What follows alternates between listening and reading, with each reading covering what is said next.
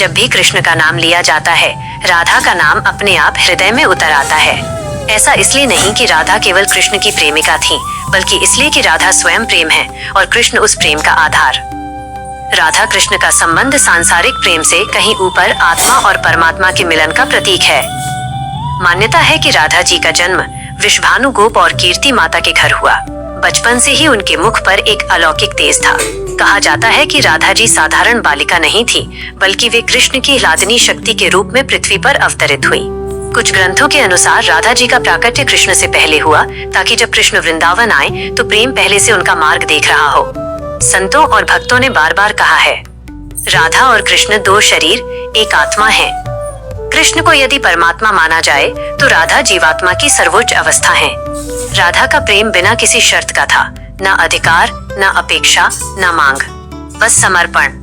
राधा ने कभी कृष्ण से कुछ नहीं मांगा, यहाँ तक कि उन्हें अपने पास रखने की भी इच्छा नहीं की।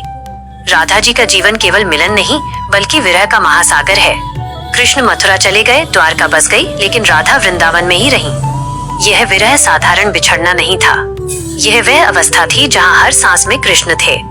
राधा जी का विरह हमें सिखाता है कि सच्चा प्रेम पास होने से नहीं, बल्कि हृदय में बस जाने से पूर्ण होता है। भक्ति मार्ग में राधा जी को सर्वोच्च स्थान इसलिए मिला क्योंकि वे बताती हैं कि ईश्वर को पाने के लिए ज्ञान से पहले प्रेम चाहिए, तप से पहले समर्पण चाहिए। राधा जी ने कभी उपदेश नहीं दिए, लेकिन उनका जीवन स्वयं एक उपदेश बन गया। इसलिए कहा जाता है, कृष्ण तक पहुंचने का सबसे सरल मार्ग राधा है। संत कहते हैं कि राधा नाम जपने से कृष्ण स्वतः प्रसन्न हो जाते हैं। रा का अर्थ माइनस देने वाली, धा का अर्थ माइनस धारण करने वाली, अर्थात राधा वो हैं जो प्रेम देती भी हैं और उसे संभालती भी हैं। इसलिए वृंदावन में आज भी लोग पहले कहते हैं राधे राधे, फिर कृष्ण का नाम लेते हैं। राधा जी नारी की कमजोरी नहीं, उसकी आंतरिक शक्ति का प्रतीक हैं। उन्होंने प्रेम किया लेकिन बंधन नहीं बनाया। उन्होंने त्याग किया लेकिन कभी शिकायत नहीं की। उन्होंने विरह सहा लेकिन प्रेम कम नहीं हुआ। आज की दुनिया में राधा जी हमें सिखाती हैं कि प्रेम में स्वार्थ नहीं, भक्ति में अहंकार नहीं और रिश्तों में अधिकार नहीं होना चाहिए।